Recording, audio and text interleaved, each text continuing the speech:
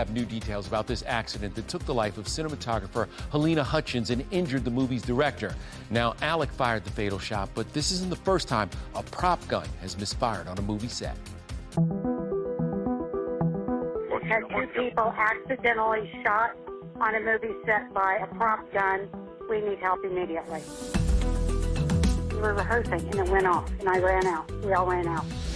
Alec, who broke down in tears outside the sheriff's department in New Mexico, shared his shock and sadness this morning, adding he's, quote, fully cooperating with the police investigation to address how this tragedy occurred. So what went wrong? ET has obtained an email sent by the union which covers prop masters describing the shooting as an accidental weapons discharge in which a live single round was accidentally fired on set by the principal actor, hitting both the director of photography, Halyna Hutchins, who died at a nearby hospital, and director Joel Souza. I'm very concerned personally about how something like this was able to occur. Firearms expert Stephen Gutowski says it's possible someone mixed up blank rounds with live rounds. Physically, the difference between a blank round and a live round is very noticeable. Clearly, there must have been a serious breach in safety protocols for this to have happened. Just hours before the shooting, Alec posted this picture of himself on the set of Rust in costume and with a fake wound on his stomach. He described being back on location as exhausting. The 63-year-old actor has had a lot of experience handling firearms in movies. We counted at least 11 films, including Mission Impossible Fallout and The Hunt for Red October. I have to be careful what I shoot at.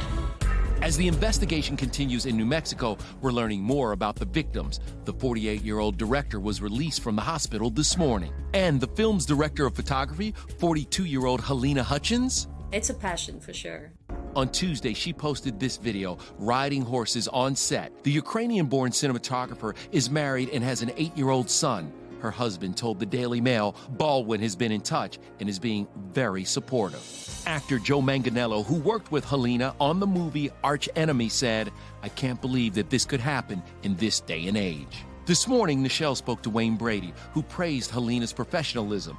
They worked together on the 2020 movie Blind Fire. She carried herself with a grace, but a strength.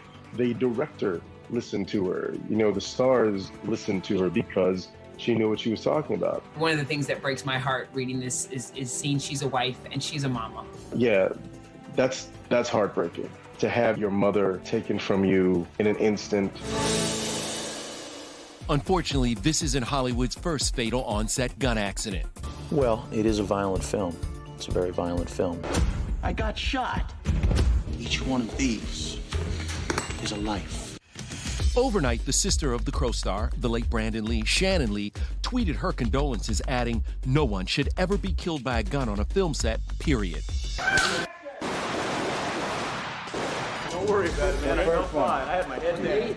Back in 1993, E.T. was on set with Brandon, son of the late legend Bruce Lee, only weeks before his co-star fired a handgun that was believed to be loaded only with blanks.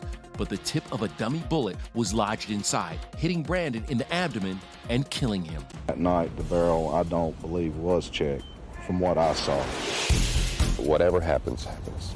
Less than 10 years earlier, another handgun accident, killing actor John Eric Hexum on the set of Cover Up.